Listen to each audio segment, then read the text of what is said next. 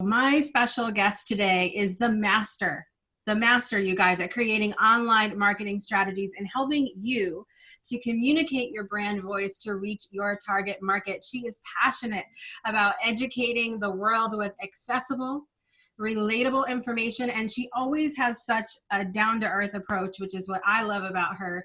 She's bringing over 20 years of marketing experience and, of course, her life experience to us on the show.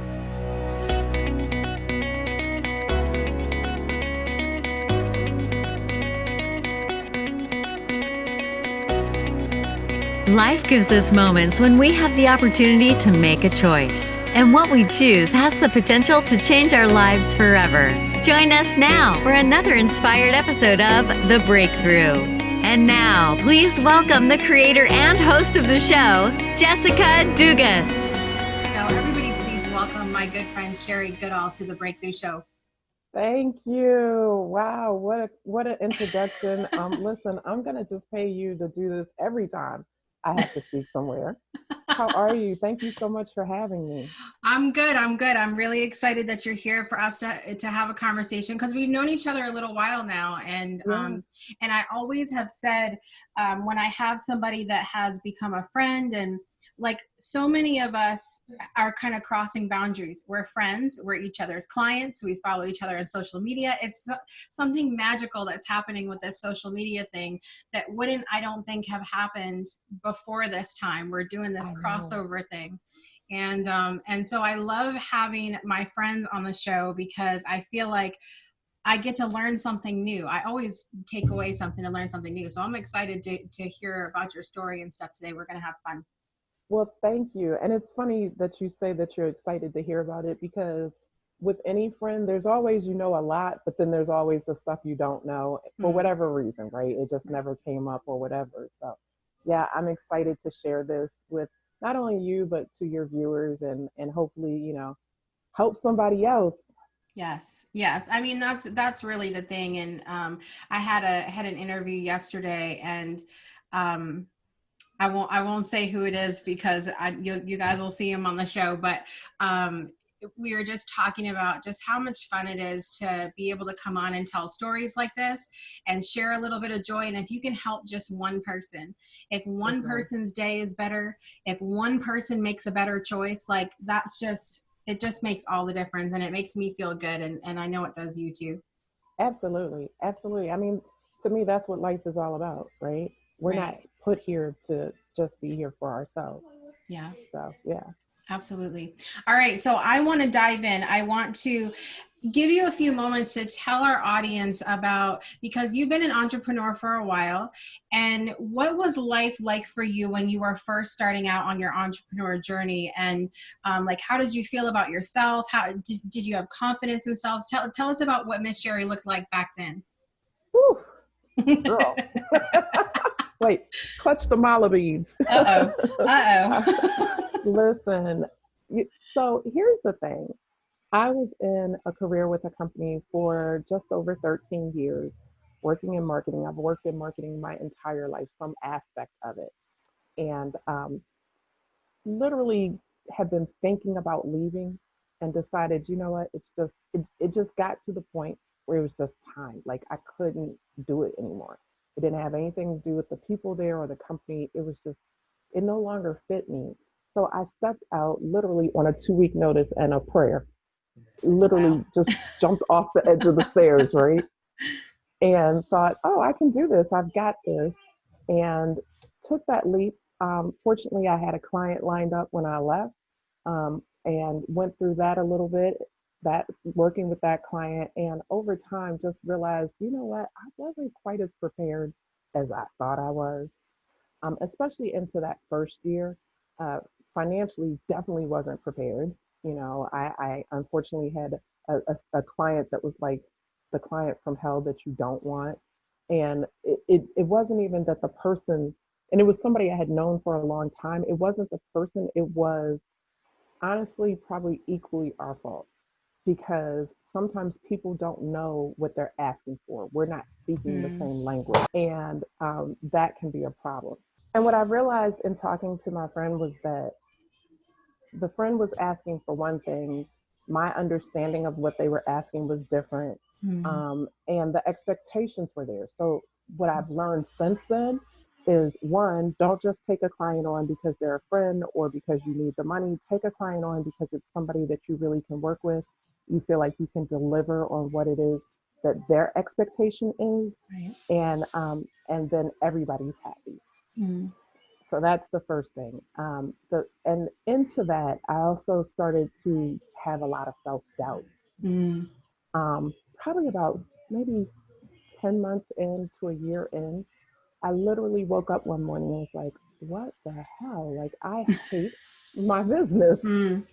Yeah. And I just, it's not something you want to say to anybody because your friends are looking at you like, "Oh, you quit your job.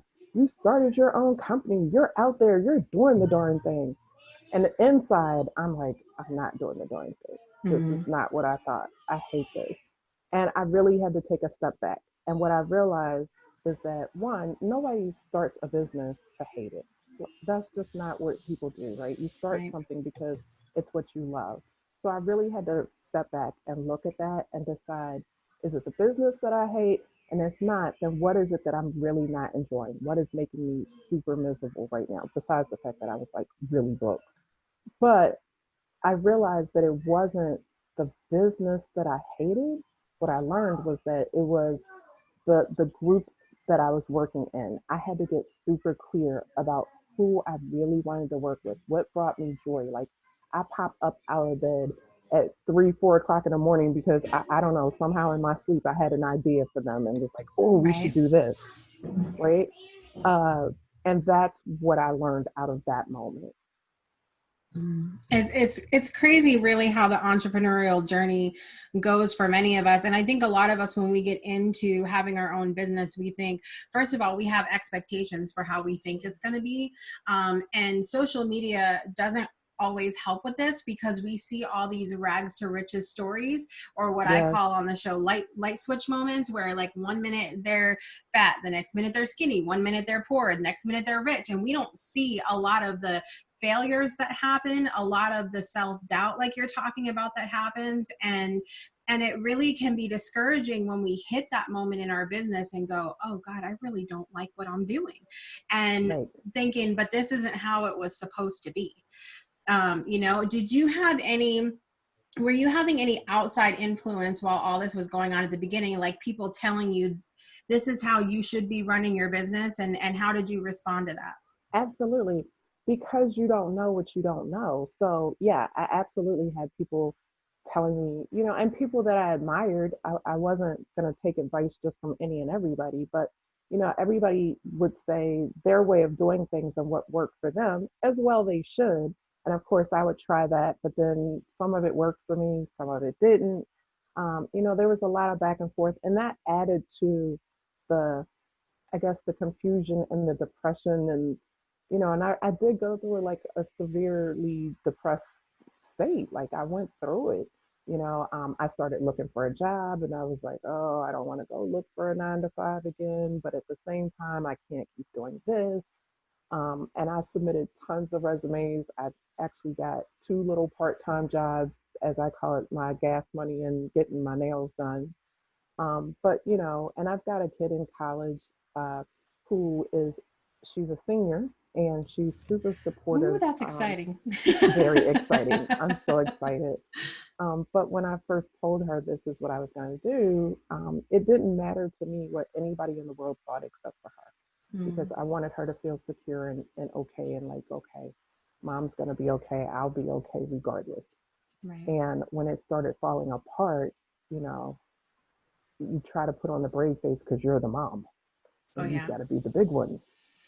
But sometimes I couldn't keep the brave face on, and she knew.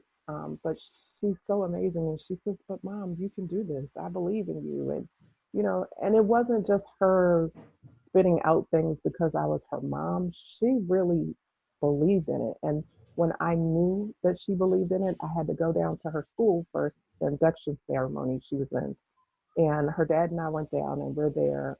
And a couple of the other students in the program and a couple of her professors said, "Oh, we've heard so much about you and your business."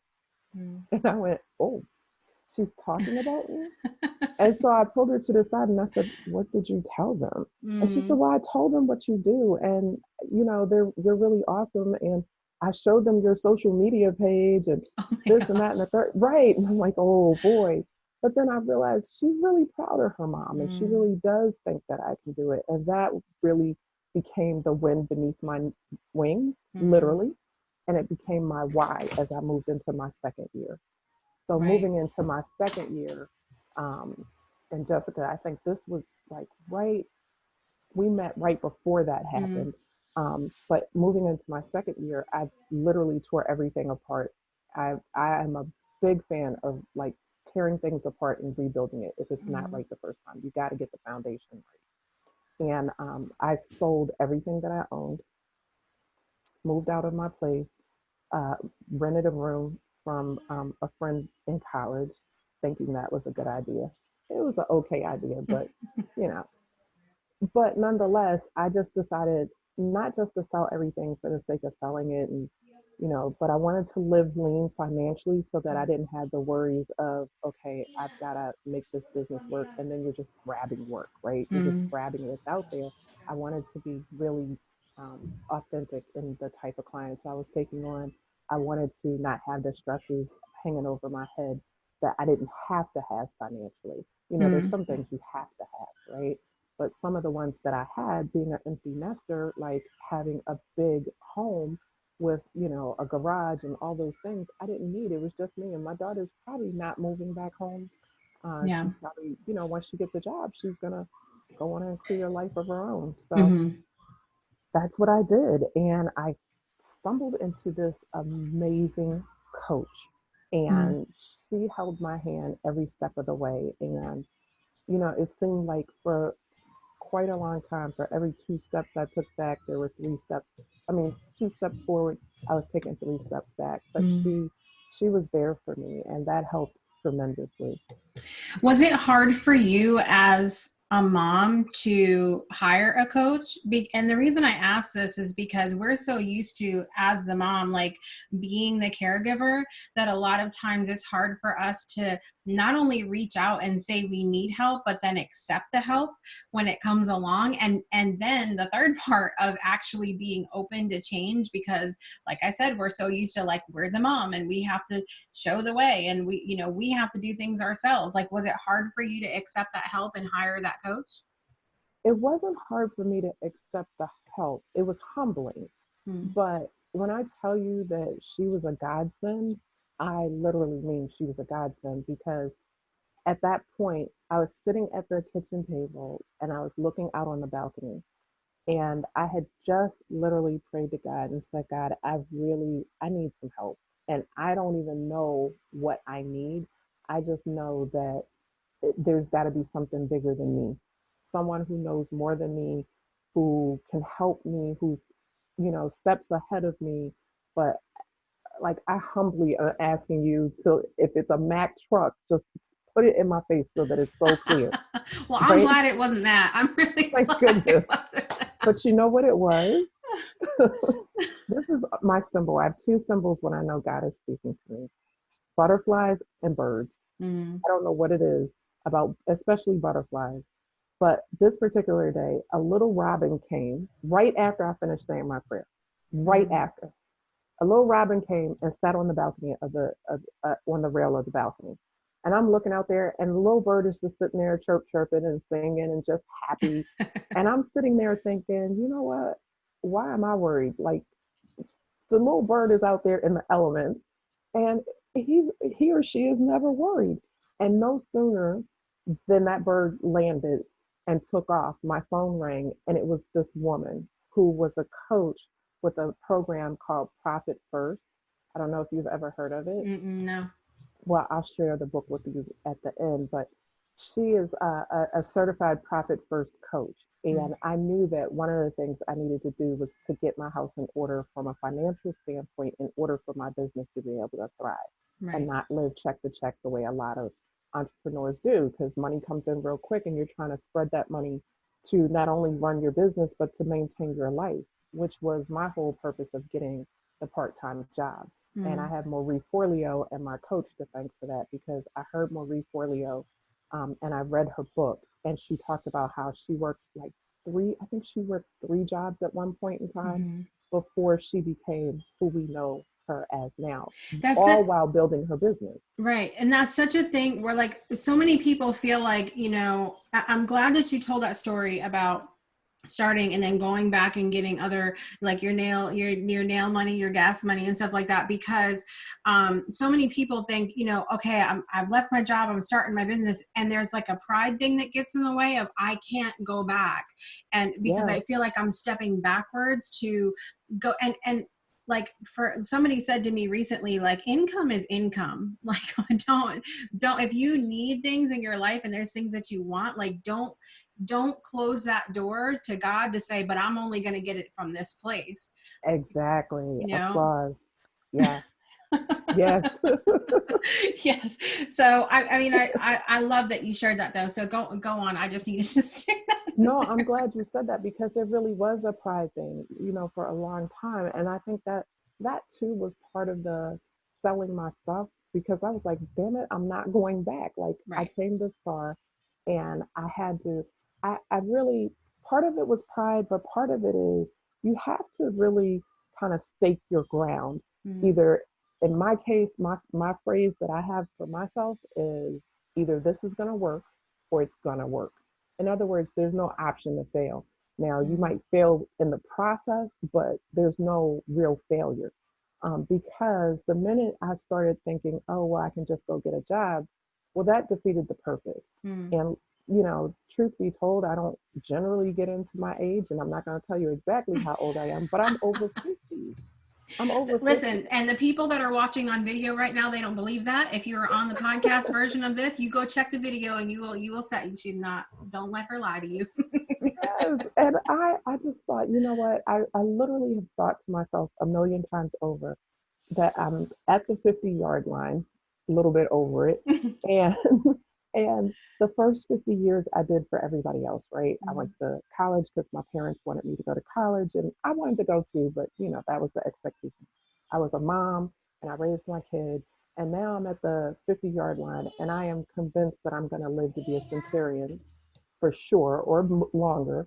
So what am I going to do for Sherri for the next 50, right? And this was the thing that I realized I really wanted to try.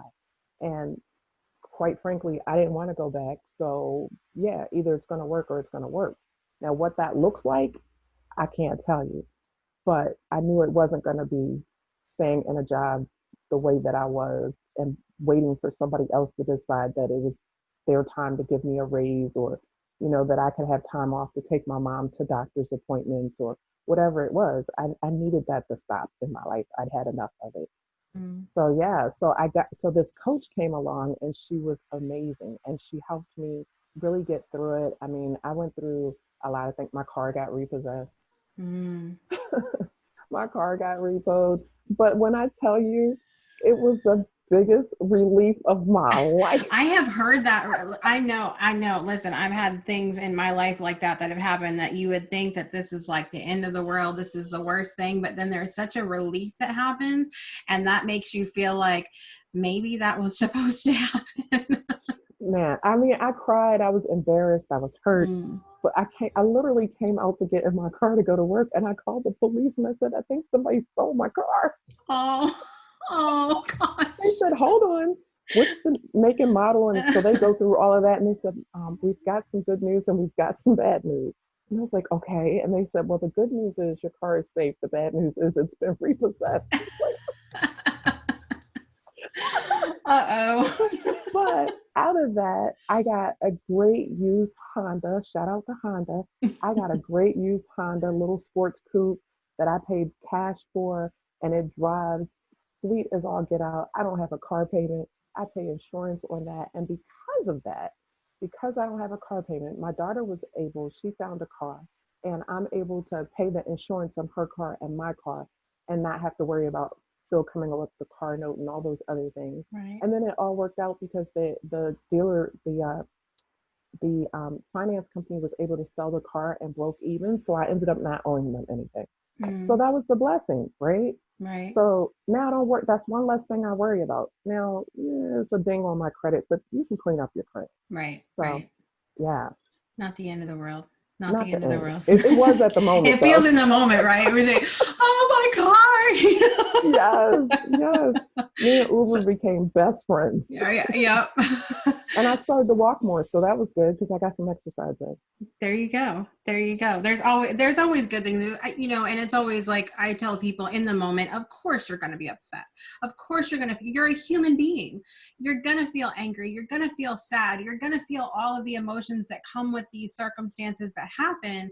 But that real key is the moving on from it, the saying, okay, that was then. It's going to be all right. And then, of course, having good reflection about it too, and being able to see those little things like, yeah, that sucked, but I walk a little bit more and I have this cute little car now. And, all of those things, Yes. the blessings add up. The blessings add up.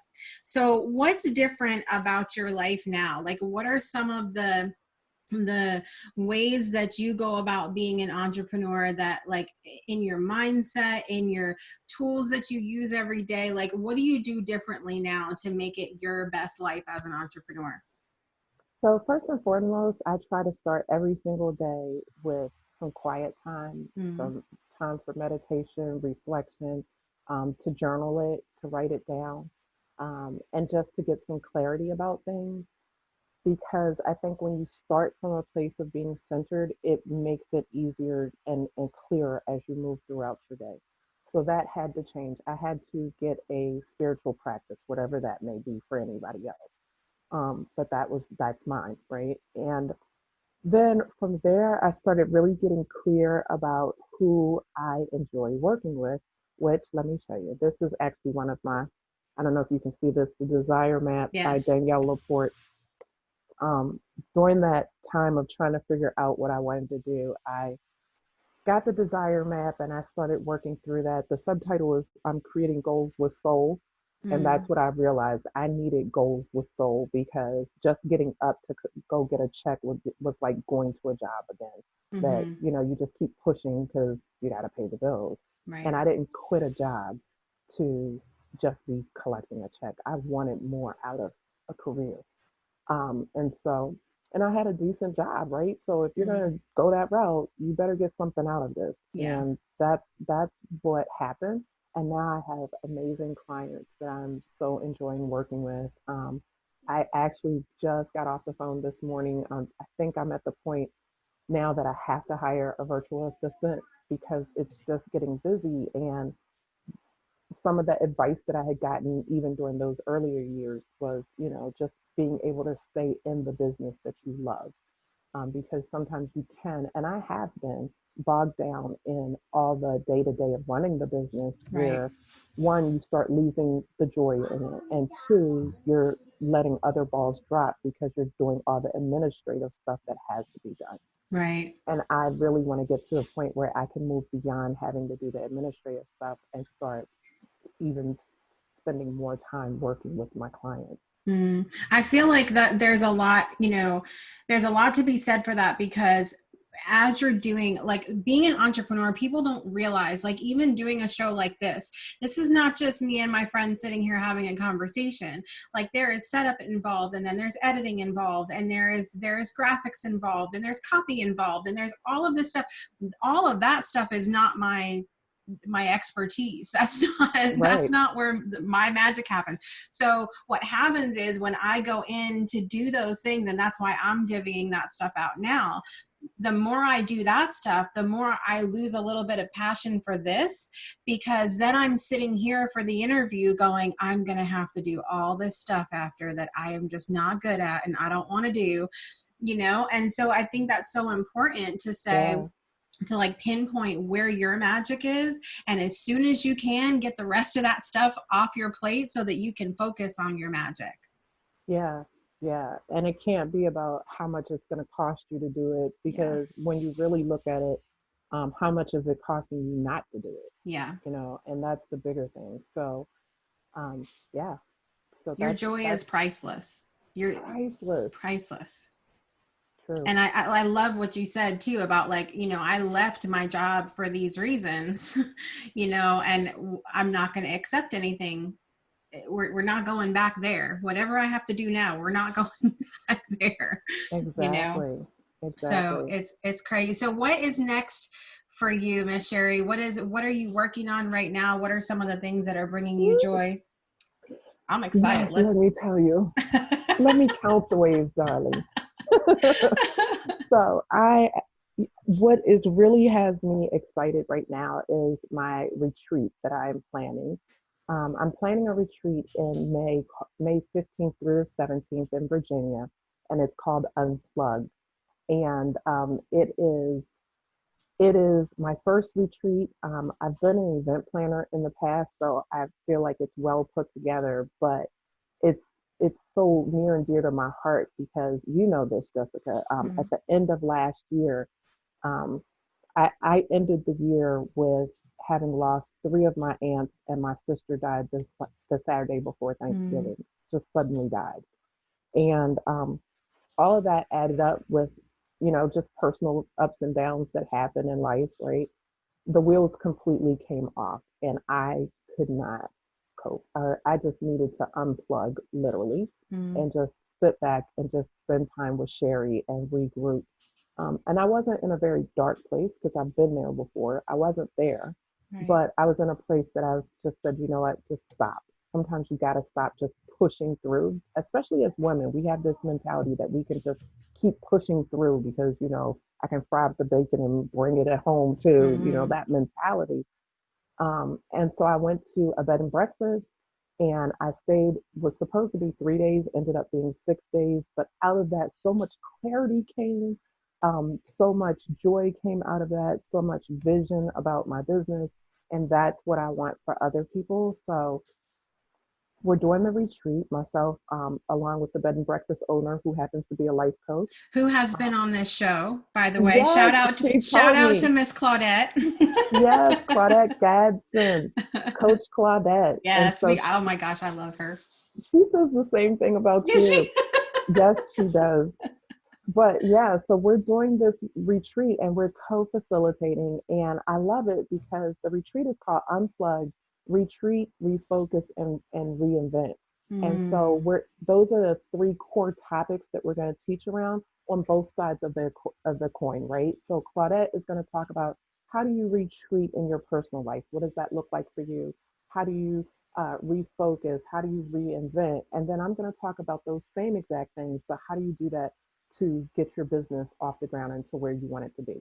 Or mm. in my case, tear it apart and get it relaunched to where you want it to be. Just rip it to pieces. Just shred it. I love that though, because I think that, I'm such a proponent for, I love that this releasing that we do in the spiritual space, but I also think it's just as important to re-welcome in what you want in that space, and don't just leave it blank for whatever to come in and invade your invade your life. Like keep it open for and be intentional about what you're putting back in your life. So I love that last bit of what you guys are teaching, to say, okay, now let's figure this out. Let's put this back in. And Yeah. you have to promise me that you're going to do this again, like next year. Because if this wasn't happening at a time of transition in my life, I would so be there.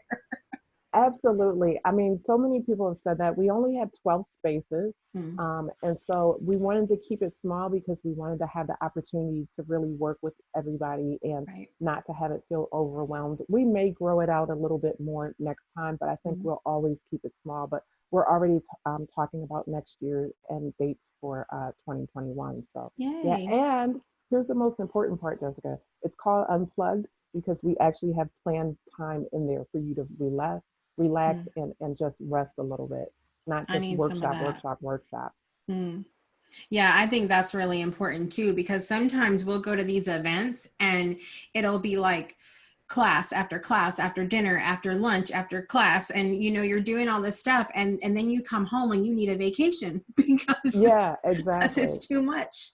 It's too Yeah. much. So, if I may, we actually are starting the day, the weekend with a yoga expert named Jen Carter. She's Oh, down in the nice. Richmond, Virginia area. And her whole thing is that she actually comes to people's homes and she does yoga with them and teaches them the principles of yoga. And we're going to start the day like that. We start at like 3 or 4 in the afternoon, and we're starting with gym. That's how we're going to bring everybody to a place of just centering and peace before we even talk workshops. So I'm very excited. And we have a few other surprises planned too. Yes, don't give it all away because. No. But wait, there's more. This is wait, this has been something that we have. It has happened in so many of the recordings of the show so far this season. But wait, there's more. For the price of 2. I promise you, this is not an infomercial, people. Right. Anyway, I just thank you so much for coming on and sharing your story with us. And listen, we could sit here for 4 more hours and keep I know, right? talking about stories. But I just thank you so much for sharing, and I hope that you'll come back on again and share some more and share with us how the retreat went and all of that later on. Absolutely. It'll be fun. So you guys make sure, if you want to find out more about Miss Sherri and all the things that she does in her business, as well as this upcoming retreat. I said treat, but that was supposed to happen. It is a treat. Yes, it's a treat. If you guys want to find out more about that, make sure you click the links in the show notes. And thank you again for being here, Miss Sherri. Thank you for having me.